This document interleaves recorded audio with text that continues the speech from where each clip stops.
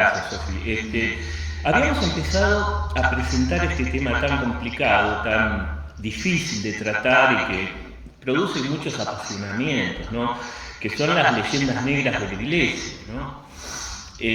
Habíamos presentado cómo, en un balance general, eran mucho más las luces que las sombras en la historia de la Iglesia, a pesar de toda la propaganda en contra que se hace, y el famoso todo el mundo sabe tal cosa, todo el mundo sabe tal otra, y se dejan llevar por rumores o por lo que llaman hoy en día fake news, o cosas que están publicadas y que se cree que son así y no son así. Si Dios quiere, la vez que viene vamos a hablar del caso Galileo y cómo mucha gente piensa o que fue quemado en la hoguera o que lo torturaron, por ejemplo, cosas que son falsas.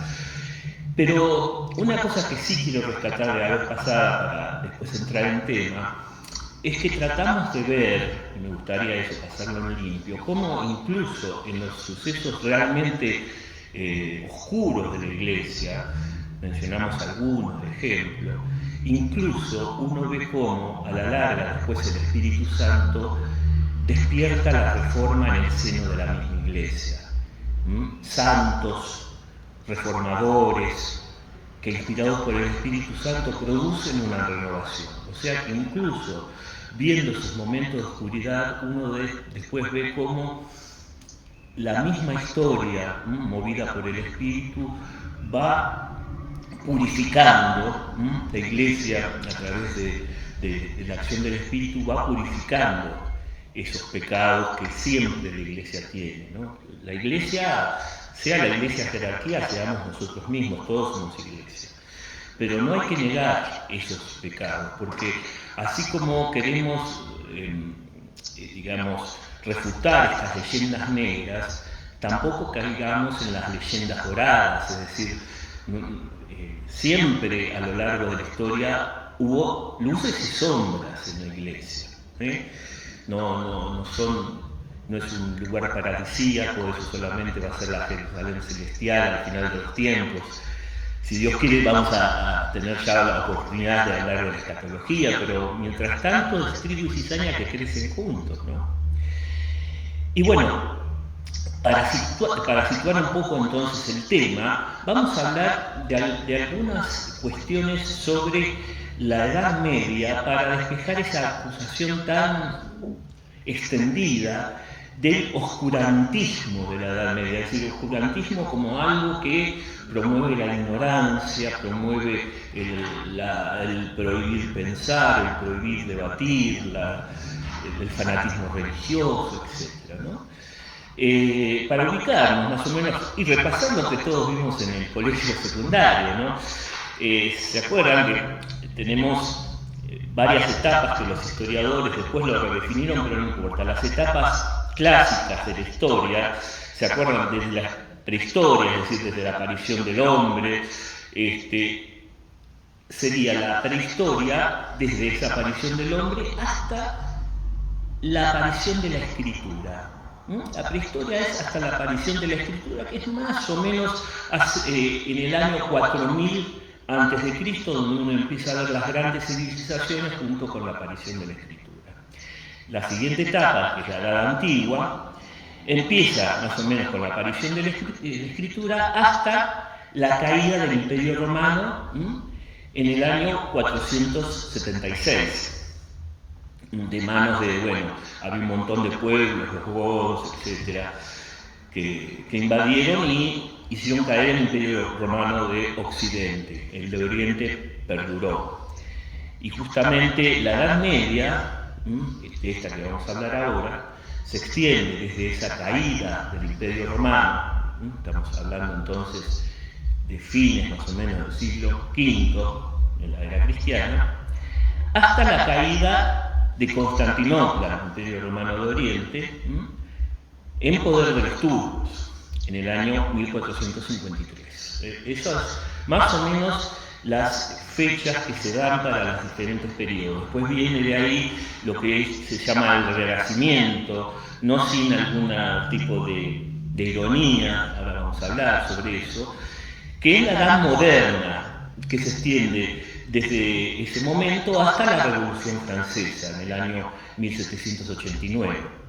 Y bueno, a partir de 1789 en adelante, que es la época contemporánea, hasta hoy, es la etapa actual. Esos son más o menos los periodos. Vamos a hablar de la Edad Media y hay como dos grandes periodos, porque imagínense, estos son 1000 años de historia, ¿no? 1000 años de historia, más o menos del año 400 y pico hasta el año 1400 y pico, son 1000 años de historia. Y por eso los historiadores lo dividen en dos, generalmente la Alta Edad Media, la primera Edad Media, que es desde los siglos V al XI más o menos, donde se caracterizó por el poder del papado, los grandes emperadores, el feudalismo, y después la Baja Edad Media, que es a partir de ese siglo más o menos, siglo XI hasta el siglo XV. Esto es la Baja Edad Media, que se caracterizó por el surgimiento de la burguesía, por los que eran artesanos, que eran gente técnica, que poco a poco fue desarrollando como una nueva clase social, el desarrollo de las ciudades. Bueno, acá se acaba de incorporar Jorge, le damos la bienvenida, que se nos suma después de haber celebrado la misa.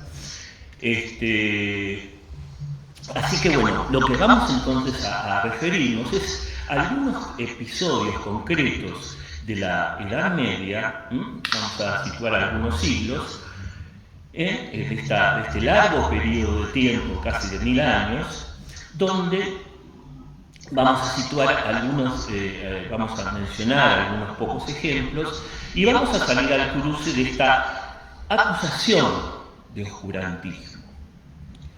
¿Qué es esto del oscurantismo y cómo sale esa palabra oscurantismo? Esto de oscurantismo es un término peyorativo, un término descalificador, que fue desarrollado por los filósofos de la llamada Ilustración. Ustedes saben que había una corriente filosófica que dio como las bases para la Revolución Francesa, que se llamaba Ilustración, Iluminismo.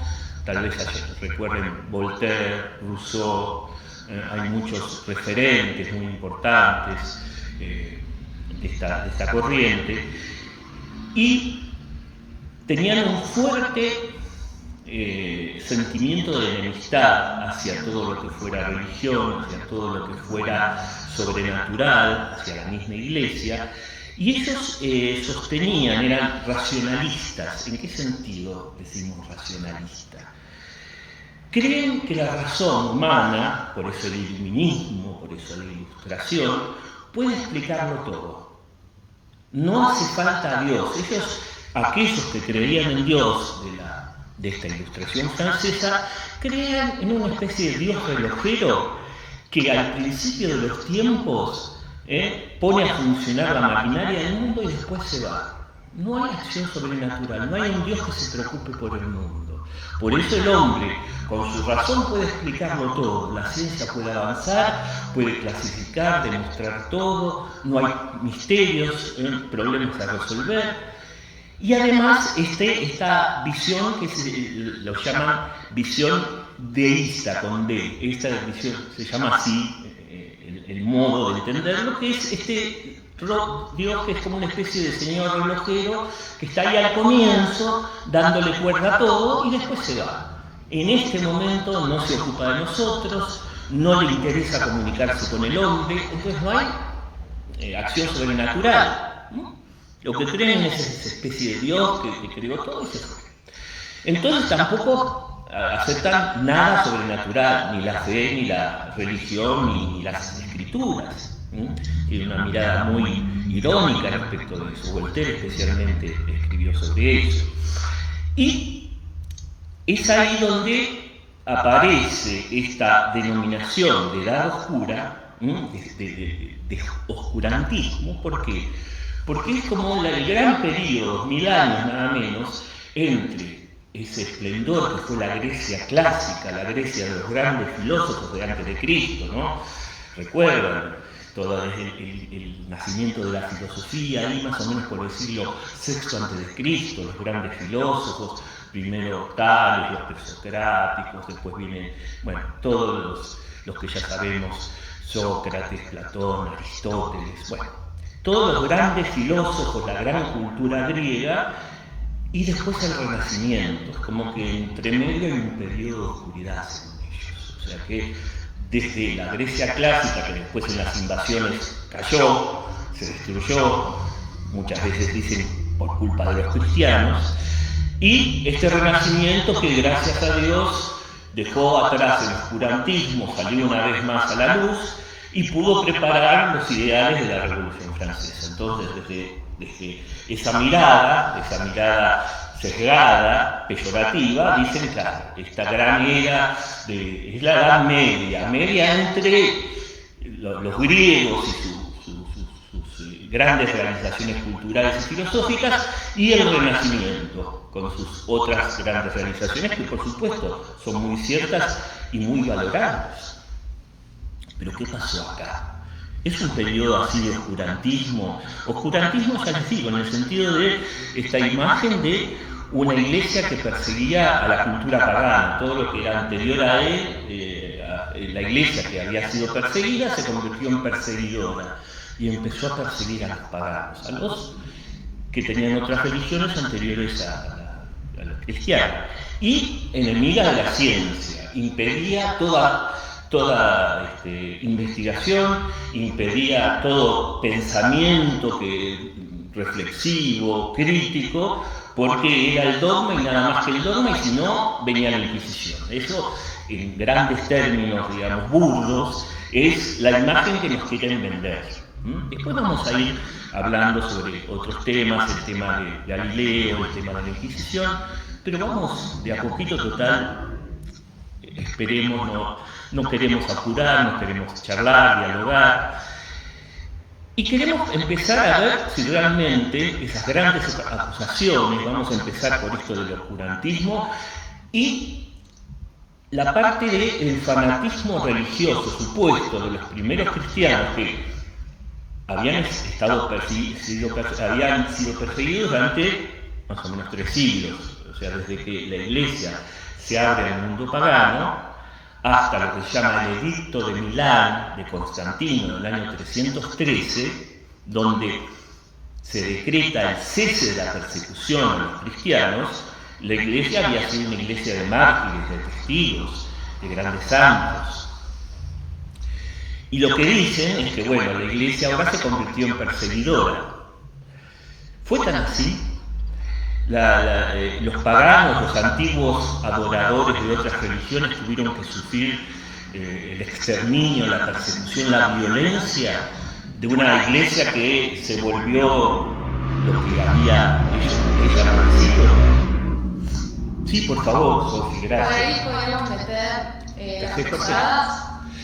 Las cruzadas es un fenómeno posterior, pero sí, las cruzadas se desarrollaron después de esto. Yo estoy hablando ya de los primeros siglos. En cuanto la Iglesia en el siglo V dejó de ser perseguida, las cruzadas es un fenómeno posterior de ya casi terminada la Alta Edad Media. Después vamos a ver eso, sí. Pero bueno, las cruzadas es otro mito que también... Sí, es como, si los cristianos van y matan personas porque no son cristianos. Sí, no, es un mito absolutamente burdo, porque además fue una guerra de defensa contra la invasión turca y para recuperar los santos lugares, pero después vamos a hablar, pero por supuesto se lo toma como una especie de agresión cuando en realidad fue un movimiento de defensa y en nombre de la fe. Los cristianos estaban siendo oprimidos por el avance del Islam, ¿no? Pero bueno, después vamos a volver sobre eso, pero para no dejar el comentario así colgado, ¿no? Lo que vamos a ver entonces ahora en estos primeros comentarios es algunos ejemplos sobre si realmente la Iglesia empezó a desarrollar ese fanatismo religioso y empezó a perseguir a los que antes habían sido sus perseguidores, es decir, las religiones paganas, las filosofías, etc. como decíamos, esta gran civilización que fue la cultura greco-romana, que verdaderamente dio joyas del arte, del pensamiento, de la cultura, había tenido ya su esplendor varios siglos antes. Los grandes siglos de la cultura griega, la cultura helenística, habían sido, como dije, en esos momentos de los grandes filósofos cristianos entre el siglo VI y el siglo IV a.C., ¿no? Donde se dejan de narrar esos grandes mitos, ¿se acuerdan? ¿No? Homero, Hesíodo, Tucídides, y comienza el momento donde empiezan a reflexionar los griegos sobre el mundo que los rodea. Bueno, eso fue una de las realizaciones más enormes de la humanidad y somos herederos de esa manera de pensar. Pero en el momento que el cristianismo deja de ser perseguido, ya estaba en decadencia, junto con el Imperio Romano. Esta herencia clásica estaba en franca decadencia y retirada. No es que los cristianos persiguieron, ya había una marcada decadencia. Además, lo que se dice es que los cristianos persiguieron y quemaron infinidad de templos de dioses paganos. Bueno, es una de las, yo digo, si ustedes no saben esto, tal vez algún día lo escuchen, si no ya lo habrán escuchado, es una de los lugares comunes, de las acusaciones comunes, estos cristianos fanáticos que persiguieron y quemaron iglesias. Después vamos a ver un caso concreto. Pero lo que interesante es que la arqueología nos muestra que no hubo tal destrucción e incendio masivo de templos. Ahí está la arqueología para mostrarnos que esos templos paganos siguen generalmente en pie. No hubo tal destrucción masiva, aunque sí, hay que decir, el emperador Teodosio, es el emperador que decretó a fines del siglo IV como religión oficial la religión cristiana, es cierto, hay que hacer honor a la verdad, alentó a esa destrucción, pero no se realizó en la medida que quería Teodosio en absoluto, porque no bajó la orden, aparentemente por objeciones morales de los mismos obispos, ¿no? De todas maneras, la cuestión es que, como decía, no hubo destrucción, sino que los mismos paganos abandonaron esos templos. Los fueron abandonando, ¿por qué? Porque las nuevas corrientes paganas, especialmente algo que se llama neoplatonismo,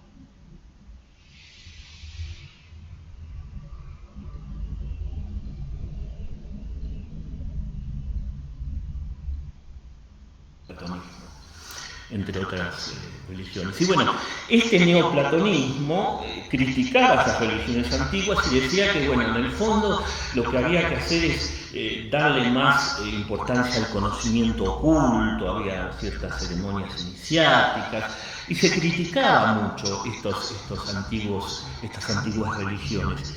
Y sin sacrificios desalentados no se pueden mantener los templos. Los templos hay que mantenerlos tanto hoy como en ese momento. Entonces fueron decayendo por falta de interés y por los mismos filósofos que en ese momento representaban, digamos, lo más importante del paganismo, criticaban las filosofías antiguas. Entonces fueron decayendo ellos mismos, o sea, los sacerdotes de los antiguos cultos se fueron dedicando a otras cosas más rituales, digamos.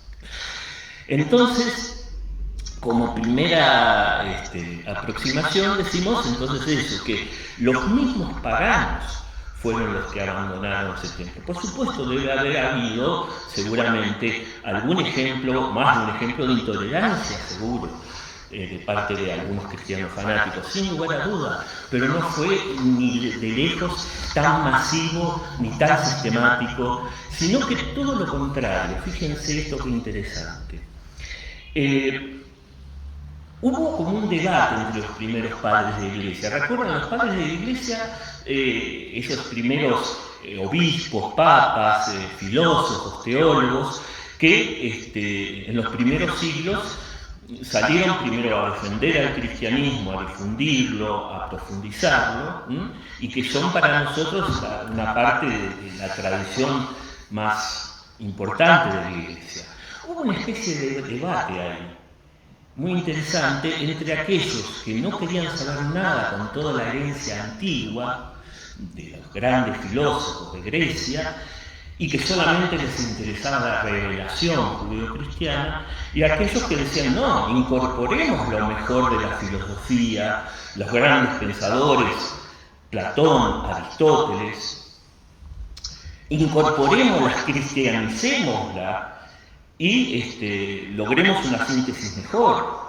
Bueno, justamente preponderó esta otra corriente. Hay padres muy importantes de la Iglesia, San Justino, San Ireneo, son los primeros padres de la Iglesia, Clemente de Alejandría, Orígenes, son todos padres de la Iglesia muy importantes de esos primeros siglos que rescataron esto que era lo mejor de estas tradiciones. San Justino, por ejemplo, que murió mártir en el año 165, hablaba de algo muy lindo que se llama las semillas del verbo, las semillas de la palabra, es decir, Cristo encarnado. Decía que toda cultura tenía semillas de verdad, semillas de ese esplendor que refleja a Cristo, que es la verdad en sí misma. Entonces, a través de estos padres, los mismos cristianos aprendieron a valorar toda esa tradición. Entonces, el mostrarlos como fanáticos que iban en un encontronazo enfrente de toda esta filosofía es falso. De hecho, la gran tradición cristiana, que después retoma Santo Tomás asume a Aristóteles y también a Platón, y antes de él otros filósofos y teólogos que también asumieron a Platón, es decir, es falso. El cristianismo, salvo esta primera disputa que hubo entre algunos que no querían esto y que la mayoría sí lo quería, se incorporó a la gran tradición cristiana. De manera que, más que una persecución, hubo una valoración, por supuesto, purificando aquellas cosas que eran absolutamente idolátricas, seguro, en eso hubo mucha firmeza, pero había muchas semillas del verbo, como decía Justino, que valía la pena asumir, incorporar para enriquecer la teología. De manera que lo que estamos tratando de responder ahora es que ese mito, ese lugar común de cristianos fanáticos que en cuanto tuvieron el poder se vengaron, no es cierto. Porque de hecho vemos ahí tanto que la arqueología muestra los templos conservados dentro de lo que es el deterioro del tiempo, como vemos elementos de esa filosofía incorporados en la teología.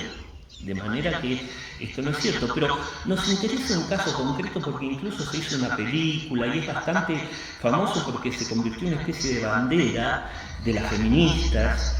Y también fue usado en su momento como que esta persona fue como una mártir de la intolerancia de los cristianos. Estamos hablando del caso de Hipatía. Se hizo una película, es una mujer famosa que murió en el 415 de nuestra era, una persona brillante sin duda, era pagana, era neoplatónica, como les digo. El neoplatonismo es una especie de derivación de los pensamientos de Platón mezclados con algunas cuestiones cristianas. No viene al caso de profundizar, pero era una filósofa pagana, no era cristiana, ¿no? Y también era matemática, era astrónoma, una mujer realmente brillante, muy meritoria sin duda. Entonces, ya antes de este feminismo actual, la Ilustración la presentó como una especie de mártir de la ciencia, que cayó en manos de la intolerancia cristiana.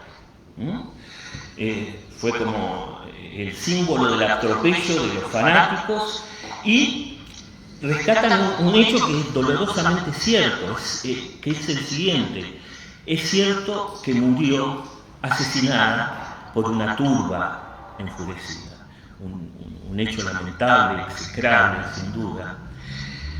Pero las cosas, una turba es como una especie de muchedumbre enfurecida. Una turba es cuando de repente hay gente que se saca, están todos sacados, empiezan a... Esa es una turba. Como gente irracional que va a matar y a quemar. Esa es una turba. No. Entonces, cuando uno pone la lupa en los sucesos de una manera más objetiva, abandonando esas ideologías que quieren hacer bandera, se da cuenta que la cuestión no es tan maniquea, tan blanco o negro como la plantean. ¿Por qué? Bueno, sí, Hipatia murió asesinada, fue un episodio absolutamente execrable, como digo, por una turba, por una muchedumbre enfurecida. Pero el conflicto no fue por su religión, no fue por un tema de género, porque acá querían mostrar que en realidad murió por ser mujer, por ser pagana, por ser científica, saber, o sea, todas las tenía en contra según estas categorías. Entonces, ¿cómo los cristianos iban a dejar vivir una persona así siendo tan intolerante? Bueno, cuando uno ve los sucesos de una manera más objetiva, el conflicto que desembocó en esta lamentable muerte no fue un conflicto religioso, no fue un conflicto de género, como se llama ahora, un conflicto por su sexo, ni por su saber clásico. Fue una lucha política entre dos facciones, y ahí había mezclados cristianos y paganos. No fue una cuestión en nombre de la fe que se la mató, se la asesinó, digamos las cosas como son. Se la asesinó y de una manera brutal. Pero ahí había dos facciones enfrentadas, el poder imperial bizantino y el patriarcado alejandrino. Había cristianos y paganos en ambos bandos, los que la defendían y los que la atacaban. Entonces, la cuestión es que no es cierto que fue una víctima de cristianos intolerantes, sino fue una víctima de una revuelta política, como lamentablemente se ha dado en tantos momentos y en tantos lugares, ¿no? Pero bueno, lo que pasa es que al ser mujer, al ser pagana, al vivir en una época donde se decía que los cristianos eran muy intolerantes, conviene mucho decir que fue mártir y exaltarla como una bandera. Pero cuando uno ve los sucesos históricos, se da cuenta que no fue así. Además, este caso, con todo lo que significa de aberrante, porque si hubo cristianos metidos en esto, obviamente fue aberrante que se metieran en esta turba. Sin embargo, como digo, es una cuestión política y no una cuestión en nombre de la fe. Fue un caso así todo excepcional. Es más, este neoplatonismo que parecía que se lo querían llevar puesto, fue poco a poco cristianizándose, como dije. Esta corriente neoplatónica fue asumida por los padres de la Iglesia y fue de alguna manera evangelizada, de manera que no había una especie de visión negativa de todo lo que fuera Platón o las corrientes que ellos representaban. Todo lo contrario. Había un aprecio, más allá de estas gentes, por supuesto, fanáticas, pero donde se mezclaban tanto cristianos como paganos. Y por una cuestión de motivación política de poder, que por supuesto no tendría que haber habido cristianos en eso, obviamente, como tampoco nosotros tendríamos que ser pecadores y caer tantas veces en bajezas que caemos, seguro. Pero cuando uno lo ve más de cerca, se da cuenta que la cuestión no es tan como la muestran y que la bandera es una bandera más ideologizada que otra cosa. ¿Se entiende esto? Si quieren haber algún comentario, muestren a la gente. Sí, tenemos comentarios más arriba del que hablábamos del frío. Es cierto, la noche refresca mucho más. Y sí, este abrazo de Jesús y de la comunidad no lo cambio por nada. Belén dice, yo soy de Buenos Aires y usamos mucho el aire acondicionado y poco la estufa. Marisol dice, buen día para todos, me pasó lo mismo, quería huir a la Antártida y justo hubo terremoto. Entonces dije, no, mejor me quedo acá. Muy bien, muy bien. Después tenemos saludos de Carlos, Vero, Carlos. Sigue ahí, acompaña. ¿qué está, por Las Pampas o por Buenos Aires? No sé, que conteste por dónde anda ahí midiendo el terreno con su labor geológica. Yo siempre me río porque él es con G y yo soy con T. Él es geólogo y yo soy teólogo. Somos muy amigos y nos intercambiamos una letra de nuestros. Después Dani dice buen día a todos. José María dice buen día a todos, yo acompañando con mi mate, que Dios nos bendiga, amén. Miguel dice buen día, estoy trabajando y haciendo un tiempo en la medida de lo posible para acompañar en los desayunos. Ese es un fan destacado, lo vamos a poner de fan destacado.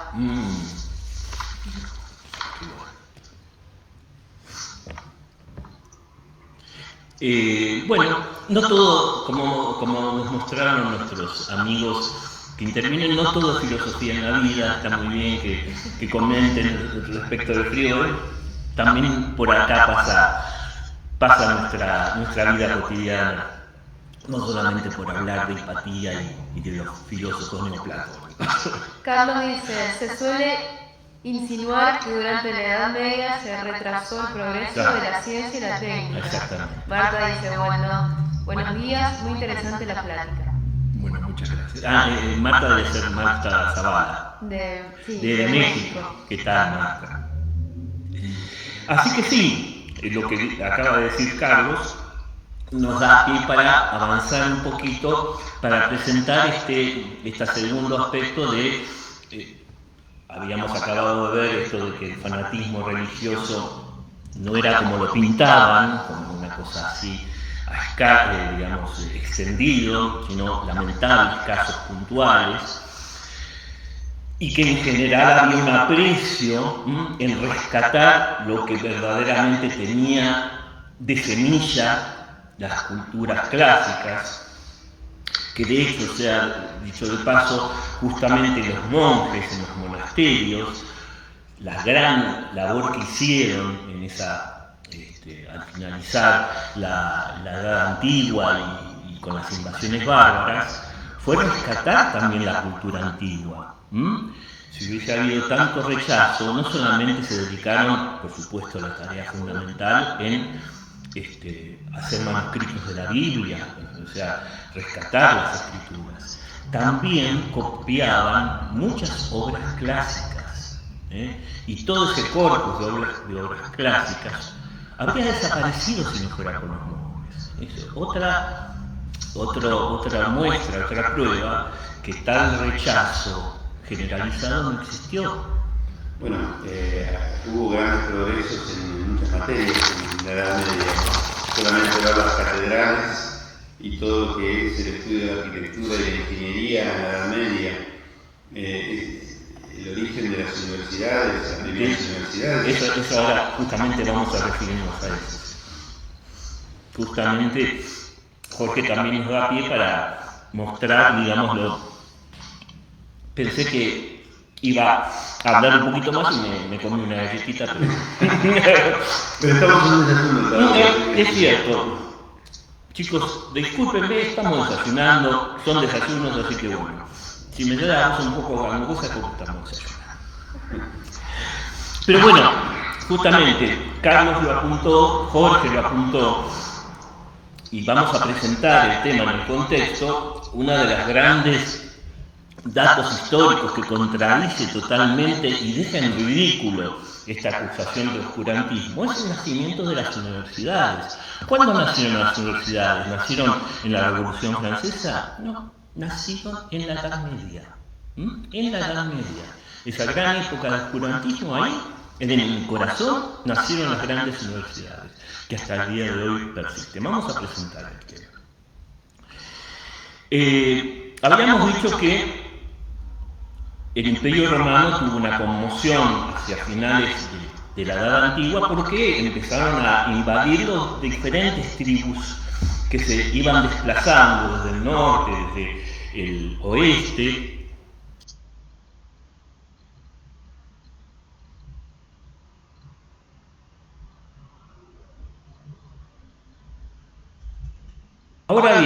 al derrumbarse este imperio, la única organización estable que permaneció y que mantuvo una cierta orden y cohesión fue la Iglesia, desaparecido del imperio.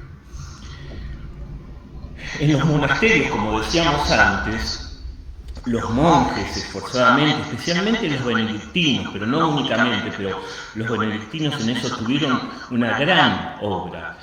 Trabajaban en los llamados scriptorium, que son como especies de sala para escribir, exclusivamente dedicada a escribir. En esos momentos era escribir con velas.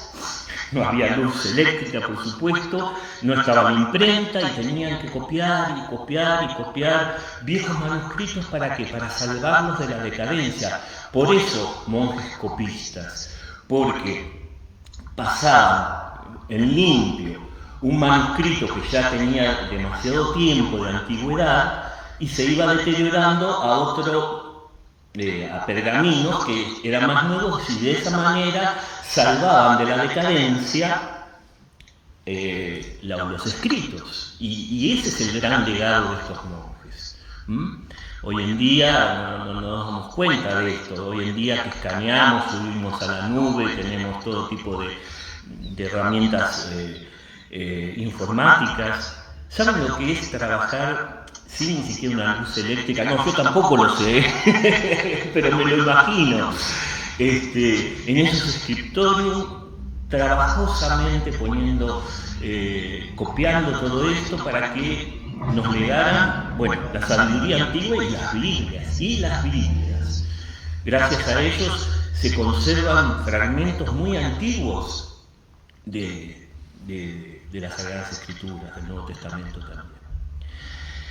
Y bueno, estos monjes también en su celo misionero fundaban escuelas, las llamadas escuelas monásticas. Y eso después fue imitado por los obispos, por el Papa mismo, y se empezaron a fundar escuelas episcopales, escuelas catedralicias en las catedrales, ¿no? Por fin la Iglesia, había como 3 imperios en pugna en ese momento, el bizantino por un lado, el turco que venía invadiendo, y por fin pudieron hacer una alianza con Carlomagno en el imperio carolingio. Eso trajo estabilidad. Estamos hablando del finales del siglo VIII. El tener un defensor de la fe como Carlomagno, además tenían un sistema gubernamental y jurídico basado en el derecho canónico. Fíjense, hoy en día decimos, bueno, qué clericales. Imagínense una época de barbarie donde no había ley. No había ley, estaban los bárbaros que habían destruido todo. Justamente este antiguo derecho canónico, este sistema jurídico, fue el que trajo estabilidad, cohesión al imperio.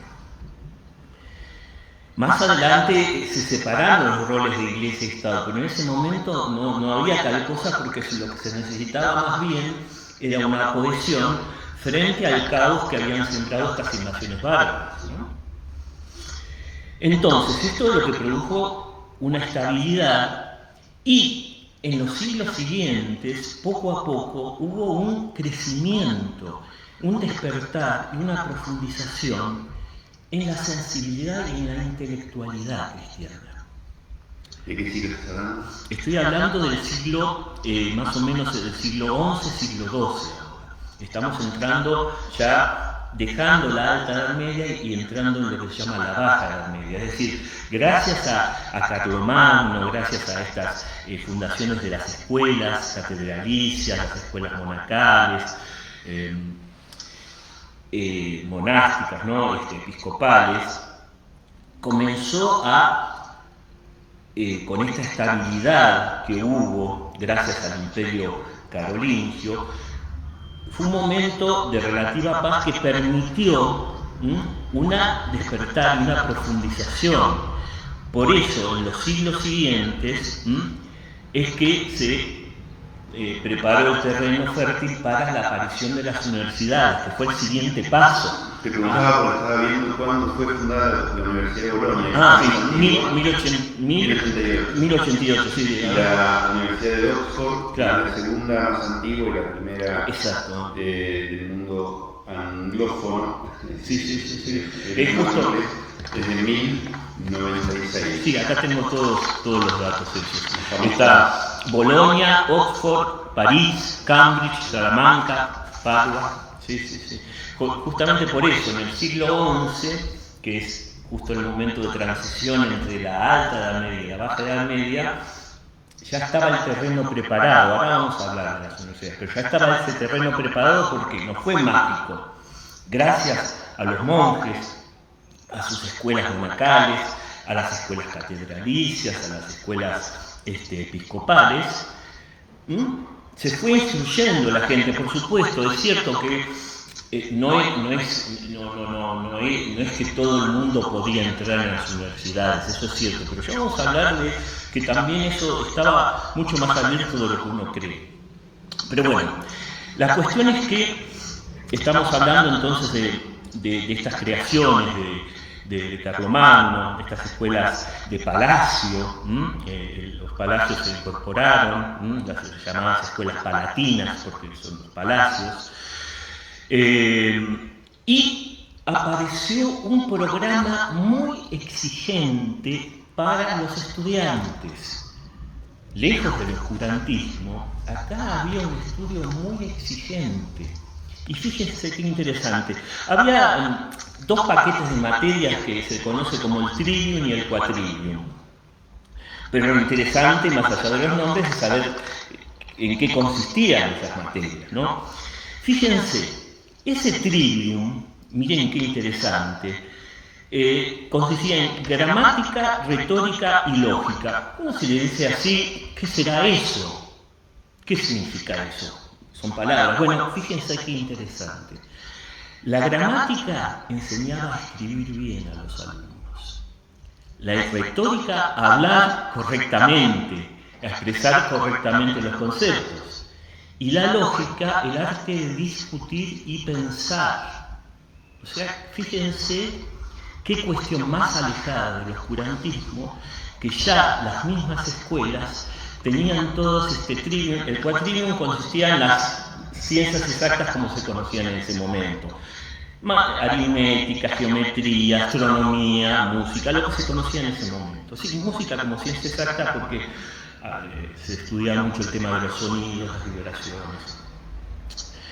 Pero fíjense esto, ¿no? Como ojalá lo tuviéramos nosotros en nuestras escuelas como materia obligatoria, este trivium. Aprender a escribir, aprender a hablar y aprender a pensar. Qué alejado que está esto del oscurantismo, ¿no? Y tanto chicos como chicas, niños como niñas, no estoy haciendo la distinción porque está de moda, sino que no se excluía a las mujeres de esta formación. Todos asistían a las escuelas parroquiales, monásticas, y el concilio de Letrán, de fines del siglo XII, dispuso que todas las iglesias tenían que tener una escuela que enseñara esto. Trivium y quadrivium, pero especialmente esto de trivium, enseñar a escribir, a hablar y a pensar correctamente. Y los papas después tomaron esto y empezaron hubo como una especie de prosperidad económica que permitió a los papas con ese excedente destinarlo a alumnos y profesores como becas.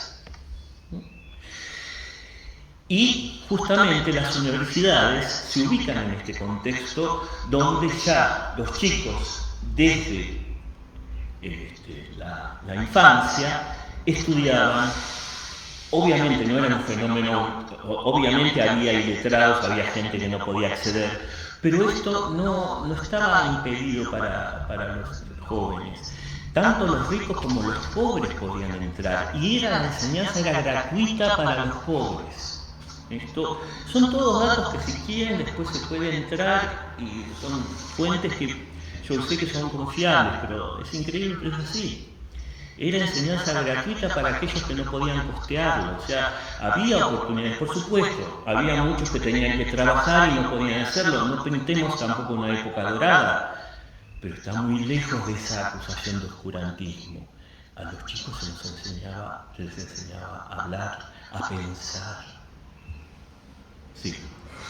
De manera que, como decía, entonces, en este terreno fértil aparecieron las universidades. Las universidades eran un lugar donde la Inquisición perseguía e impedía pensar.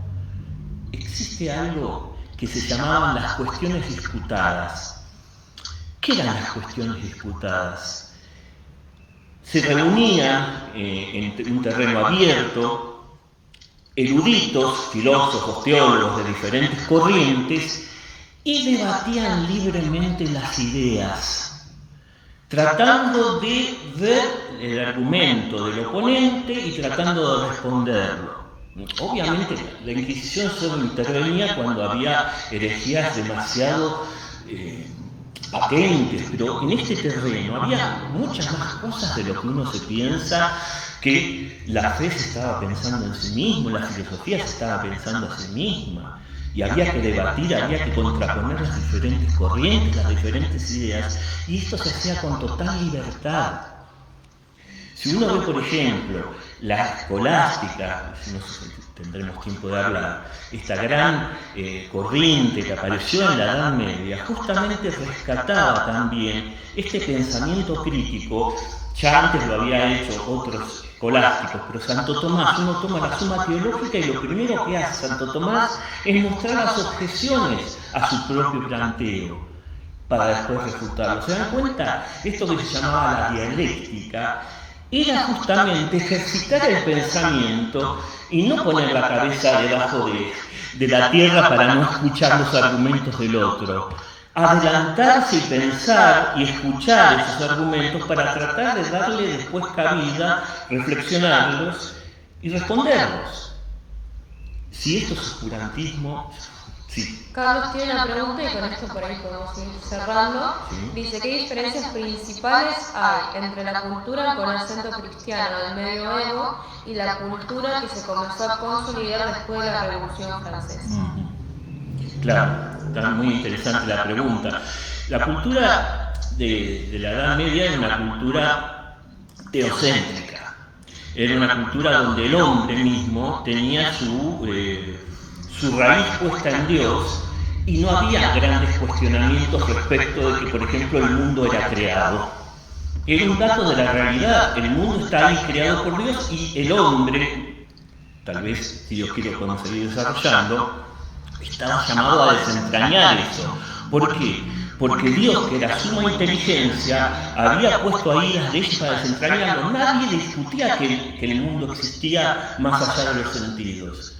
Todo esto empezó a cambiar después de la Edad Media.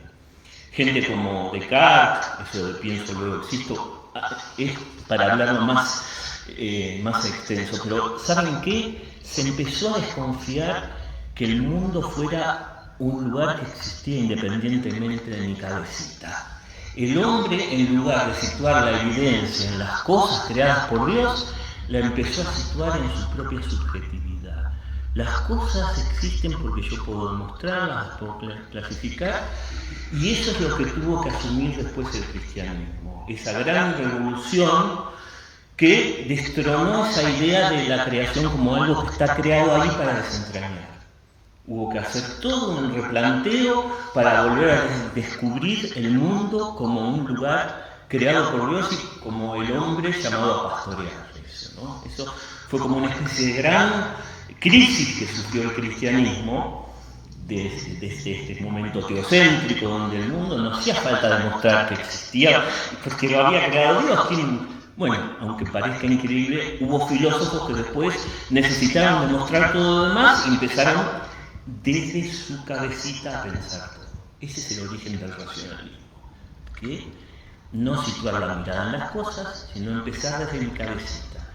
En la medida que yo pienso en las cosas existen. Eso fue un gran vuelco que hizo bastante mal a la historia del pensamiento, porque lo evidente se dejó de lado y el yo pasó a formar parte. Pero es para otro momento tal vez, pero no sé si respondí no sé, lo dijo Carlos.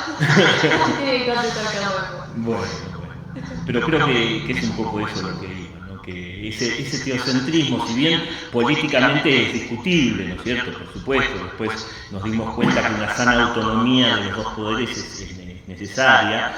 Sin embargo, que el hombre, no en lo político, sino en lo personal y en lo eclesial, centre su existencia en Dios, es lo deseable, ¿no es cierto? Y que no vea al mundo como algo que tiene que demostrar, sino como es un regalo, un don. Nosotros nos olvidamos que en la raíz de nuestra existencia hay un don, que eso nos regalaron, Dios nos lo regaló antes que empezáramos a existir. En la raíz hay una iniciativa de Dios, no es alguien que tiene que pensar las cosas e ir clasificándolas como nos quiere hacer creer la modernidad, ¿se entiende? No sé, bueno, ¿alguien quiere comentar algo para no...? Bien, entonces, nada más que esto, que estas cuestiones... que otra cuestión que le mostraba cómo podía la gente humilde aspirar incluso a la universidad. Ponemos un solo ejemplo, hay una lista enorme, pero voy a poner un solo ejemplo. El gran reformador San Gregorio VII, que llegó a ser papa, ¿no es cierto?, tuvo un origen muy humilde y su padre era criador de cabras. Y sin esta posibilidad que ofrecían a la gente pobre de aprender, de ilustrarse, se imaginan que no hubiese podido llegar a su posición y a ser el gran reformador que fue. De manera que incluso en esto también había una oportunidad. Y bueno, lo mencioné muy de pasada, pero la otra gran realización de la Edad Media es la escolástica, que es una joya, ¿no?